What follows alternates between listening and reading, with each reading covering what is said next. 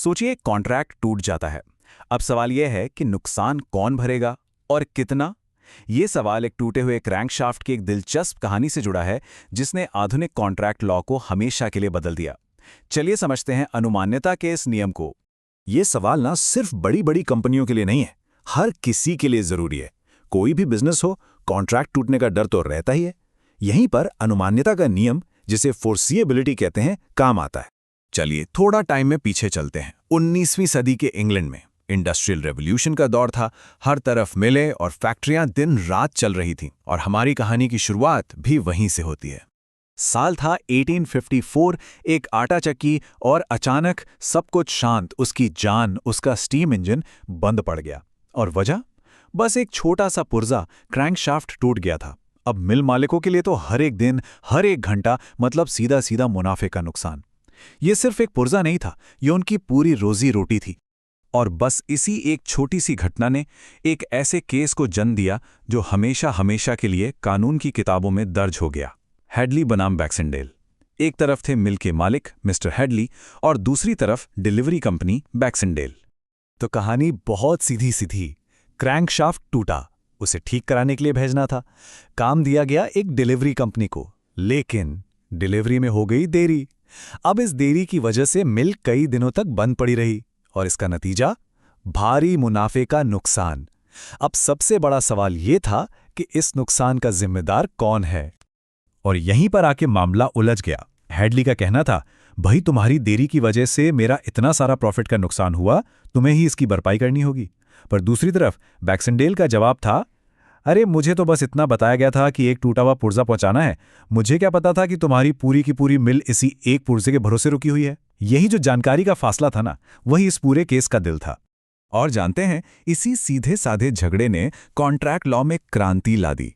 एक ऐसा नियम बनाया जो आज भी दुनिया भर के कॉन्ट्रैक्ट्स पर लागू होता है। तो चलिए इस नियम को जरा ठीक से समझते हैं। सीधे सीधे शब्दों में कहें तो आप सिर्फ उसी नुकसान के लिए जिम्मेदार हैं जिसका अंदाजा आप कॉन्ट्रैक्ट करते समय लगा सकते थे। मान लीजिए एक कैब ड्राइवर आपको एयरपोर्ट पहुंचाने में लेट हो जाता है और आपकी फ्लाइट मिस हो जाती है। तो हो सकता है कि उसे आपके टिकट के पैसे देने पड़े, लेकिन उस 10 करोड़ की डील का क्या जो आप उस फ्लाइट से जाकर करने वाले थे? नहीं, उसके लिए वो जिम्मेदार नहीं है, क्योंकि उसे इस बारे में कोई अंदाजा ही नहीं था। इस केस में जज बैरन एल्डरसन ने एक कमाल का 2 पार्ट टेस्ट बनाया। पहला हिस्सा है स्वाभाविक रूप से होने वाले नुकसान, मतलब ऐसे नुकसान जो कॉन्ट्रैक्ट टूटने पर किसी भी आम आदमी को पता है कि होंगे ही। दूसरा हिस्सा है विशेष परिस्थितियां। ये वो नुकसान हैं जो खास हालात की वजह से होते हैं, लेकिन इसके लिए आप तभी जिम्मेदार होंगे जब आपको उन खास हालात के बारे में कॉन्ट्रैक्ट करते समय साफ साफ बताया गया हो। और हेडली का केस इसी दूसरे हिस्से में फंस गया, क्योंकि बैक्सनडेल को उस विशेष परिस्थिति के बारे में, यानी मिल के बंद होने के बारे में बताया ही नहीं गया था। ये जो शब्द है ना, ये कॉन्ट्रैक्ट लॉ का एक तरह से मूल मंत्र बन गए।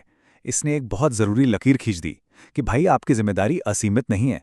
आपकी जिम्मेदारी बस वहीं तक है जहां तक आप सोच सकते थे, जहां तक नुकसान का अंदाजा लगाया जा सकता था। इसने बिजनेस की दुनिया में एक तरह की फेयरनेस और निश्चितता ला दी। और ये अनुमान्यता का नियम हमें एक और बहुत ही जरूरी बात की तरफ ले जाता है। देखिए, कॉन्ट्रैक्ट लॉ का मकसद गलती करने वाले को सजा देना नहीं है। इसका मकसद है उस पार्टी को जिसका नुकसान हुआ है वापस उसी पोजीशन में लाना जहां वो कॉन्ट्रैक्ट टूटने से पहले थी। और ये मुआवजे और सजा के बीच एक बहुत ही बुनियादी फर्क है। इसे ऐसे समझते हैं, मुआवजा या कॉम्पेंसेटरी डैमेजेस एक मरहम की तरह है जिसका काम है घाव भरना, आपको वापस ठीक करना, जबकि दंडात्मक हर्जाना या पनिशेटिव डैमेजेस एक जुर्माने की तरह है। इसका मकसद है गलत काम करने वाले को सबक सिखाना। तो कॉन्ट्रैक्ट लॉ में ज्यादातर मामलों में हम मरहम लगाते हैं, जुर्माना नहीं। तो सवाल यह है कि कॉन्ट्रैक्ट के मामलों में दंडात्मक हर्जाना कितना रेयर है, मतलब कितना मुश्किल है इसे पाना। एक और मशहूर केस रूक्स बनाम बर्नार्ड ने इस पर बहुत ही सख्त लिमिट्स लगा दी। ये साफ कर दिया कि यह सजा सिर्फ और सिर्फ बहुत ही असाधारण मामलों के लिए है। ये 3 श्रेणियां दिखाती हैं कि दंडात्मक हर्जाना पाने के लिए बार कितना ऊंचा सेट किया गया है।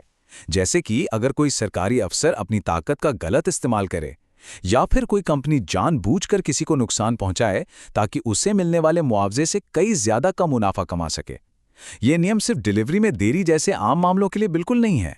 तो उस टूटे हुए क्रैंकशाफ्ट का क्या हुआ?